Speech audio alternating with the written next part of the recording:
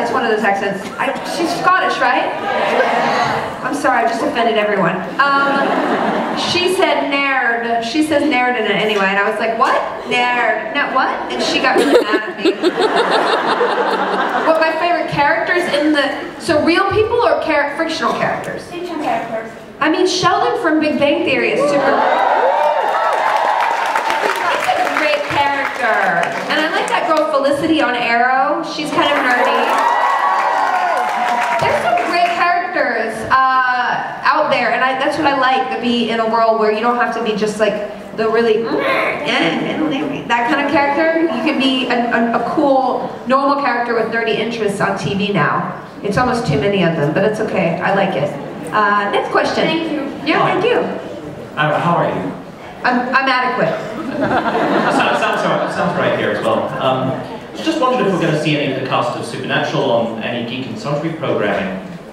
That's a good question. I would love to see some Supernatural. You know, Jensen and Jared are so busy. I would never even, try to ask them because they don't, they travel so much and their schedule is pretty crazy. Mark Shepard said he would come and guest on something if he could make it. Tomo, I've tried to get him a couple times. Misha would be fantastic.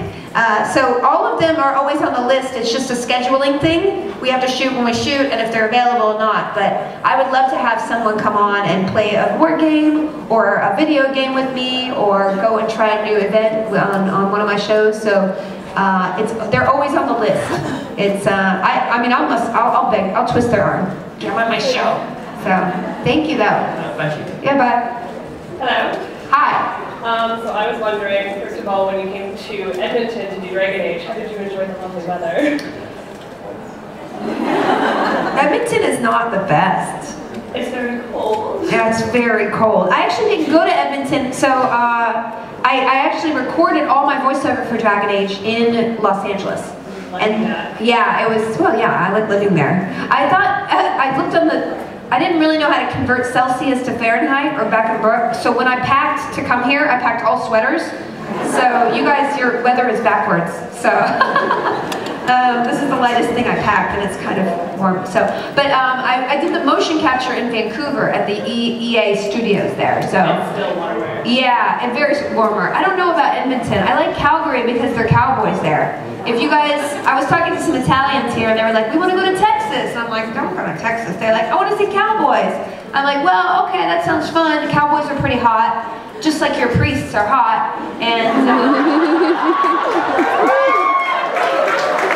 not good, is it, to say that you're a really hot priest? They're really hot. That outfit is hot. There was a priest on the plane over here, and I kept going. He did not look at me. He kept reading the Bible. I was like, I'm right here. I'm right here. Yeah, it was really fun to do. But it's pretty intensive to do all the physicality. I don't need to do that again. Next question. Hi, Miss Vanessa.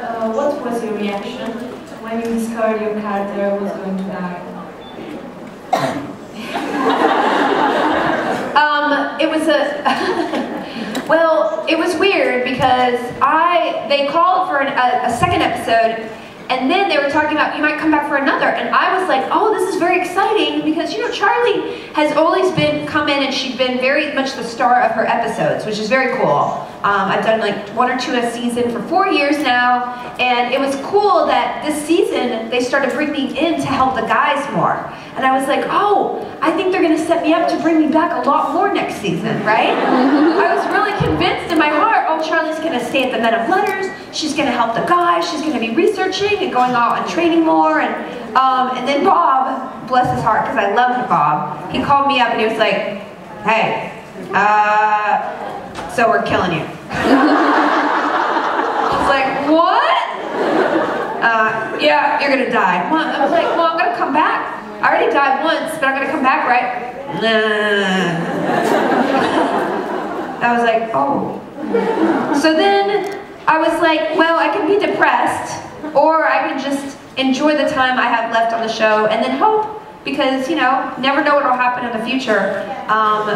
But it was sad, and it's kind of nice because all of you are coming up to me and being like, I'm so sorry you're dead. And I'm like, I'm not really dead, but it does feel like a part of me has closed, the door has closed a little bit, but it's weird because when I make fun of it or laugh about it, I feel like I'm negating you guys' sorrow, which I have my own sorrow too, but then if I indulge it too much, then I make everyone feel bad, and you know, I'm just a passenger on a bigger story in a show like this, and the writers have a bigger idea of what's going to be in mind, and you know, I love the fact that everyone fell in love with Charlie, and it's really about the writing more than me, the writing and Jared and Jensen and the family they create on screen with the characters that they interact with. So I will always cherish all the moments that we had together on screen, if there would be any in the future or not, because this is really a family that I love being a part of. So thank you to you.